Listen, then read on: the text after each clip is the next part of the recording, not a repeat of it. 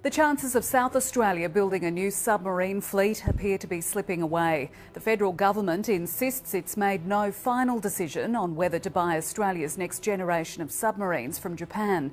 The Premier says he'll hold the government to its pre-election promise to build 12 submarines in Adelaide. The state Liberals say he should start preparing a plan B. The pre-election promise was clear. The coalition today is committed to building 12 new submarines here in Adelaide.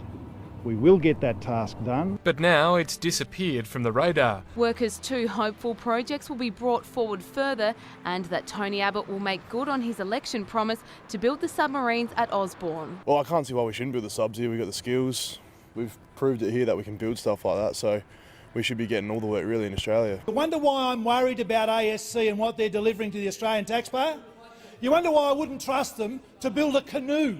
ASC workers in Canberra to lobby for their future have taken his comments personally. And here we are, we're being trashed. Well, I go home to my family and this guy's telling me I'm useless. Has there been a shift in the federal government's approach?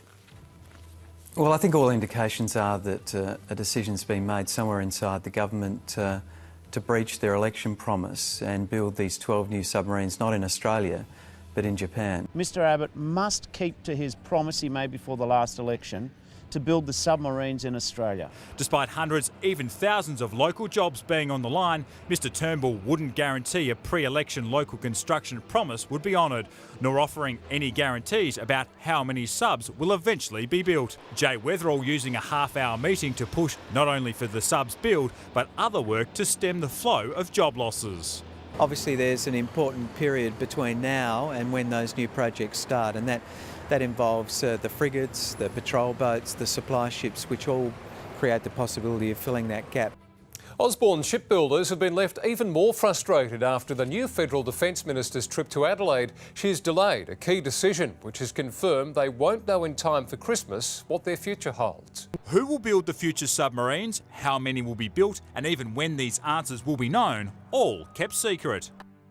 We want some certainty around the white paper and the shipbuilding plan. And offshore options remain on the table, worrying the Premier. You build the first submarine in another country and all of the supply chain will be drawn from that other country. Rather than sharing around defence procurement like a bag of lollies to keep everybody happy, we want the Commonwealth to focus on what is in the national interest. The national interest is about ensuring that we have a continuous shipbuilding and submarine building industry. That means focusing on one state. The biggest defence contract ever. Yeah, okay, all right. And on a sparkling Adelaide day in the shadows of an election, Malcolm Turnbull with language to match. This is a momentous national endeavour. This is a complete victory for South Australia. This is a massive step forward in the transformation of the South Australian economy to meet our vision for an advanced manufacturing, a high-tech manufacturing economy.